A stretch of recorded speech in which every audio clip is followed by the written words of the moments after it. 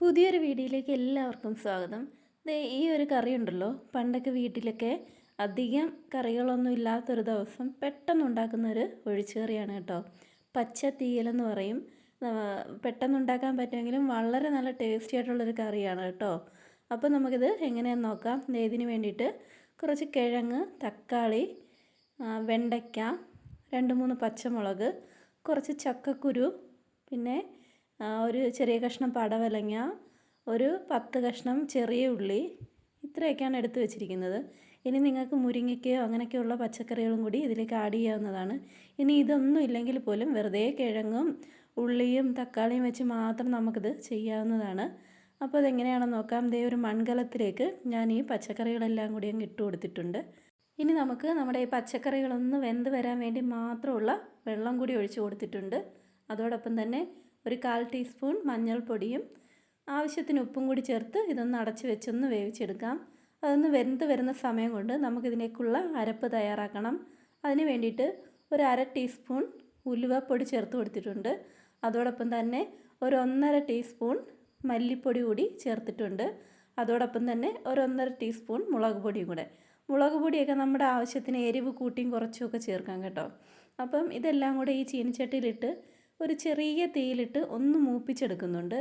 ഇത് ഈ കറിയിൽ ഒഴിവാക്കാൻ പറ്റത്തില്ല കേട്ടോ. എന്നാൽ ഇതുപോലെ തന്നെ നമുക്ക് ഈ ഒരു പൊടി മസാലകളെല്ലാം ഒന്ന് മൂപ്പിച്ചെടുക്കണം. ഇനി അതോടൊപ്പം കുറച്ച് തേങ്ങയും കൂടെ ചേർത്ത് നല്ല പേസ്റ്റാക്കി ഒന്ന് അരച്ചെടുത്തിട്ടുണ്ട്. അപ്പോഴേക്കും നമ്മുടെ ഈ പച്ചക്കറികളെല്ലാം അങ്ങ് വെന്ത് വന്നിട്ടുണ്ട് നന്നായിട്ട്. ഇനി അരച്ച് വെച്ചിരിക്കുന്നത് ആ പച്ചക്കറികളെല്ലാം വെന്തതിലേക്ക് ചേർത്ത് കൊടുത്തിട്ടുണ്ട്. അതോടൊപ്പം തന്നെ നമ്മുടെ ആ മിക്സിയുടെ ജാറൊക്കെ കഴുകിയ ഒരു കുറച്ച് വെള്ളം ഉണ്ടാവുമല്ലോ, അതും കൂടി ഇതിലേക്ക് അങ്ങ് ഒഴിച്ച് കൊടുത്തിട്ടുണ്ട്. വെള്ളം ഒരുപാടങ്ങ് ഒഴിച്ച് അങ്ങ് ലൂസാക്കി എടുക്കണ്ട, ആവശ്യത്തിന് വെള്ളം ചേർത്ത് കൊടുത്താൽ മതി. ഇനി ഇതോടൊപ്പം തന്നെ നമ്മൾ അരിഞ്ഞു വെച്ചിരുന്ന തക്കാളി ഉണ്ടല്ലോ, തക്കാളിയും കൂടെ ചേർത്ത് കൊടുത്തിട്ടുണ്ട്.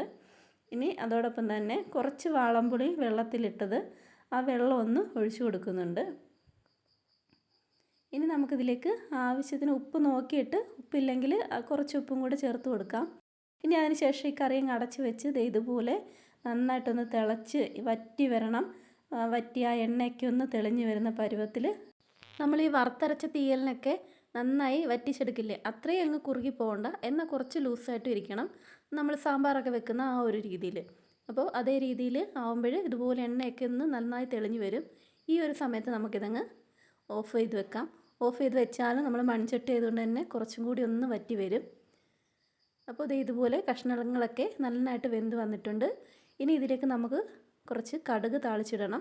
സാധാരണ ചെയ്യുന്നത് പോലെ തന്നെ കടുക് പൊട്ടി കഴിയുമ്പം ചെറിയുള്ളിയും കറിവേപ്പിലയും ഇട്ടൊന്ന് മൂപ്പിച്ച് ഈ കറിയിലേക്ക് അങ്ങ് ഒഴിച്ച് കൊടുത്തിട്ടുണ്ട്. വളരെ ടേസ്റ്റി ആയിട്ടുള്ളൊരു കറിയാണ്. ഞാൻ വെറുതെ പറയുന്നതല്ല, നിങ്ങൾ ഇതുപോലെ ഒന്ന് ട്രൈ ചെയ്ത് നോക്കിയിട്ടില്ലാത്തവർ ഒന്നും ഉണ്ടാക്കി നോക്കണം കേട്ടോ. എന്നിട്ട് ഫീഡ്ബാക്ക് വന്ന് പറയണേ. വളരെ ടേസ്റ്റാണ്. നമുക്ക് ചോറിനകത്തേക്കൊക്കെ ഒഴിച്ച് കഴിക്കാനും ഇനി നന്നായി വറ്റിച്ചെടുത്താൽ ഇതൊരു തൊടുകറിയായിട്ടും ഉപയോഗിക്കാവുന്നതാണ്. ചില കല്യാണ സദ്യകളിലൊക്കെ ഞാൻ കണ്ടിട്ടുണ്ട് ഇതുപോലെ ഒരു കറി ഇങ്ങനെ ഇലയുടെ സൈഡിലായിട്ട് ഒരു തൊടുകറിയായിട്ടൊക്കെ വിളമ്പി തരുന്നത്. അപ്പോൾ ഇന്നത്തെ വീഡിയോ ഇത്രയേ ഉള്ളൂ. നല്ലൊരു പുതിയ വീഡിയോയുമായിട്ട് വീണ്ടും കാണാം.